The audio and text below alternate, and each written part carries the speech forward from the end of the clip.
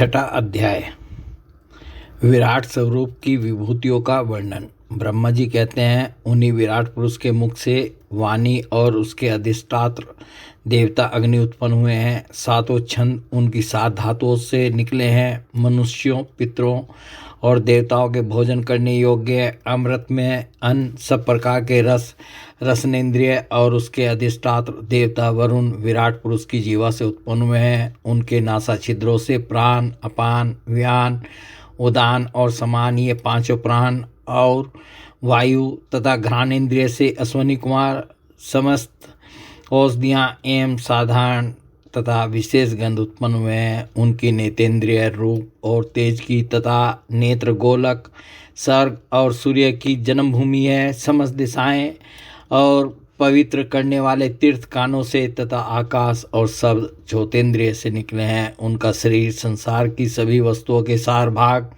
तथा सौंदर्य का खजाना है। सारे यज्ञ, स्पर्श और वायु उनकी त्वचा से निकले हैं। उनके रोम सभी उद्भिज पदार्थों के जन्म स्थान है अथवा केवल उन्हीं के जिनसे यज्ञ संपन्न होते हैं।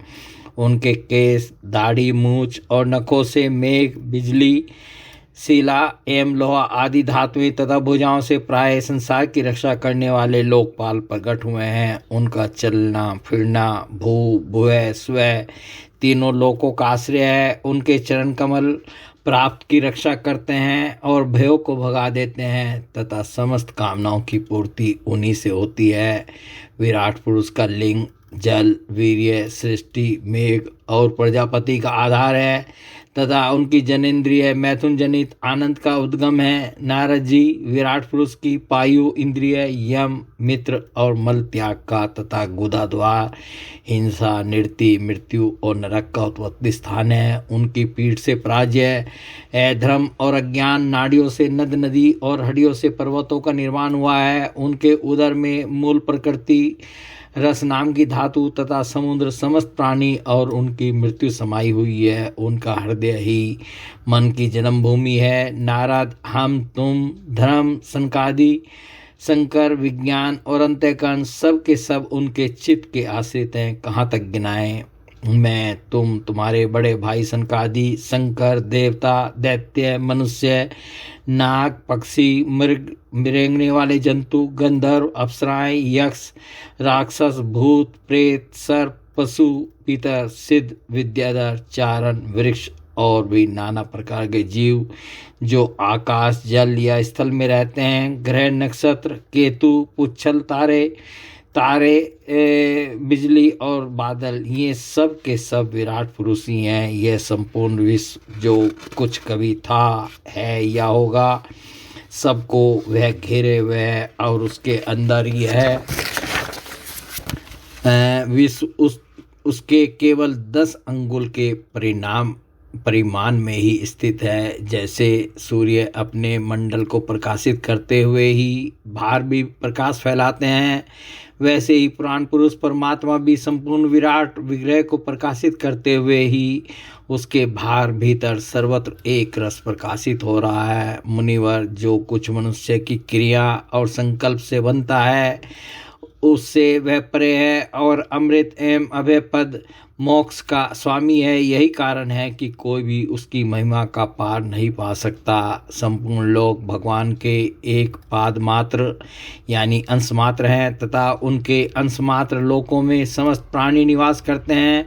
भूलोक, भूलोक और स्वर्गलोक के ऊपर महलोक है, उसके भी ऊपर जन, तप और सत्य लोकों में कर्म से अमृत, क्षेम एवं अभय का नित्य निवास है। जन, तप और सत्य इन तीनों लोकों में ब्रह्मचारी, वानप्रस्थ एवं सन्यासी निवास करते हैं। दीर्घकालीन ब्रह्मचर्य से रहित गृहस्थ भूलोक, भूलोक और सर्वलोक के भीतर ही निवास करते हैं। शास्त्रों में 2 मार्ग बतलाए गए हैं, एक अविद्या रूप क्रम मार्ग जो सकाम पुरुषों के लिए है और दूसरा उपासना रूप विद्या का मार्ग जो निष्काम उपासकों के लिए है। मनुष्य दोनों में से किसी एक का आश्रय लेकर भोग प्राप्त कराने वाले दक्षिण मार्ग से अथवा मोक्ष प्राप्त कराने वाले उत्तर मार्ग से यात्रा करता है, किंतु पुरुषोत्तम भगवान दोनों के आधारभूत हैं।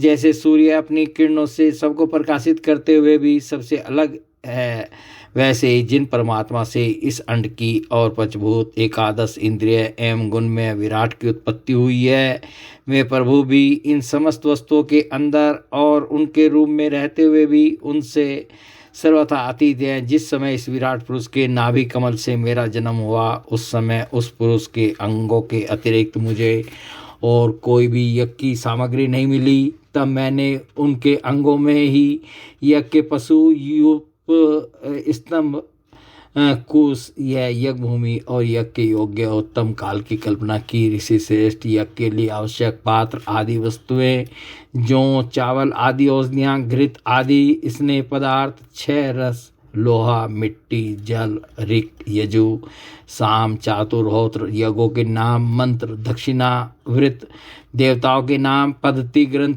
संकल्प तंत्र अनुष्ठान की रीति गति मति श्रद्धा प्रायश्चित और समर्पण, यह समस्त यज्ञ सामग्री मैंने विराट पुरुष के अंगों से ही इकट्ठी की। इस प्रकार विराट पुरुष के अंगों से ही सारी सामग्री का संग्रह करके मैंने उन्हीं सामग्रियों से उन यज्ञ स्वरूप परमात्मा का यज्ञ के द्वारा यजन किया। तदंतर तुम्हारे बड़े भाई इन 9 प्रजापतियों ने अपने चित्त को पूर्ण समाहित करके विराट एवं अंतर्यामी रूप से स्थित उस पुरुष की आराधना की। इसके पश्चात समय समय पर मनु ऋषि पितर देवता दैत्य और मनुष्यों ने यज्ञों के द्वारा भगवान की आराधना की। नारद, यह संपूर्ण विश्व उन्हीं भगवान नारायण में स्थित है, जो स्वयं तो प्राकृत गुणों से रहित है, परंतु सृष्टि के प्राण में माया के द्वारा बहुत से गुण ग्रहण कर लेते हैं। उन्हीं की प्रेरणा से मैं इस संसार की रचना करता हूँ। उन्हीं के अधीन रहकर रुद्र इसका संहार करते हैं और वे स्वयं ही विष्णु के रूप में इसका पालन करते हैं, क्योंकि उन्होंने सत रज और तम की 3 शक्तियाँ स्वीकार कर रखी हैं। बेटा, जो कुछ तुमने पूछा था उसका उत्तर मैंने तुम्हें दे दिया। भाव या भाव कार्य या कारण के रूप में ऐसी कोई भी वस्तु नहीं है जो भगवान से भिन्न हो। प्यारे नारद, मैं प्रेम पूर्ण एवं उत्कंठित हृदय से भगवान के स्मरण में मग्न रहता हूँ। इसी से मेरी वाणी कभी असत्य नहीं होती दिखती, मेरा मन कभी असत्य संकल्प नहीं करता और मेरी इंद्रियां भी कभी मर्यादा का उल्लंघन करके कुमार्ग में नहीं जाती। मैं वेद मूर्ति हूँ, मेरा जीवन तपस्या में है। बड़े बड़े प्रजापति मेरी वंदना करते हैं और मैं उनका स्वामी हूँ। पहले मैंने बड़ी निष्ठा से योग का सर्वांग अनुष्ठान किया था, परंतु मैं अपने मूल कारण परमात्मा के स्वरूप को नहीं जान सका, क्योंकि वे तो एकमात्र भक्ति से ही प्राप्त होते हैं। मैं तो परम मंगल में एवं शरण आए हुए भक्तों को जन्म मृत्यु से छुड़ाने वाले परम कल्याण स्वरूप भगवान के चरणों को ही नमस्कार करता हूँ। उनकी माया की शक्ति अपार है।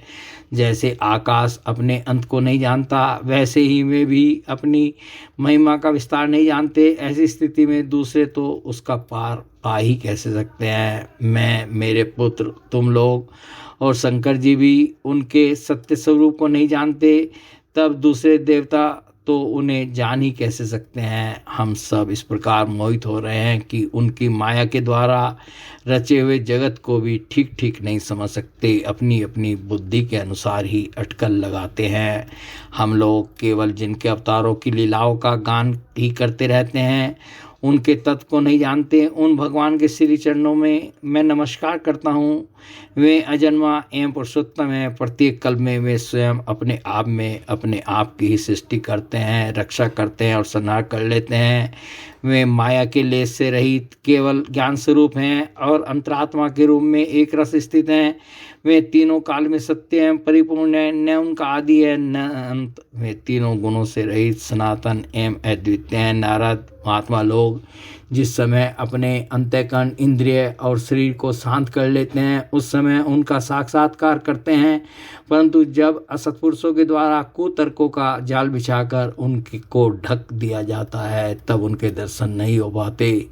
परमात्मा का पहला अवतार विराट पुरुष है। उसके सिवा काल, स्वभाव, कार्य, कारण, मन, पंचभूत, अहंकार, तीनों गुण, इंद्रिया, ब्रह्मांड, शरीर, उसका अभिमानी स्थावर और जंगम जीव सब के सब उन अनंत भगवान के ही रूप हैं। मैं, शंकर, विष्णु, दक्ष आदि ये प्रजापति, तुम और तुम्हारे जैसे अन्य भक्तजन, सर्वलोक के रक्षक पक्षियों के राजा, मनुष्य लोक के राजा, नीचे के लोकों के राजा, गंधर्व, विद्याधर और चारणों के अधिनायक, यक्ष, राक्षस, सांप और नागों के स्वामी, महर्षि, पितृपति, दैत्येंद्र, सिद्धेश्वर, दानवराज और भी प्रेत, पिशाच, भूत, कुष्मांड, जल, जंतु, मृग और पक्षियों के स्वामी एवं संसार में और भी जितनी वस्तुएं ऐश्वर्य, तेज, इंद्रिय बल, मनोबल, शरीर बल या क्षमा से युक्त हैं अथवा जो भी विशेष सौंदर्य, लज्जा, वैभव तथा विभूति से युक्त हैं एवं जितनी भी वस्तुएं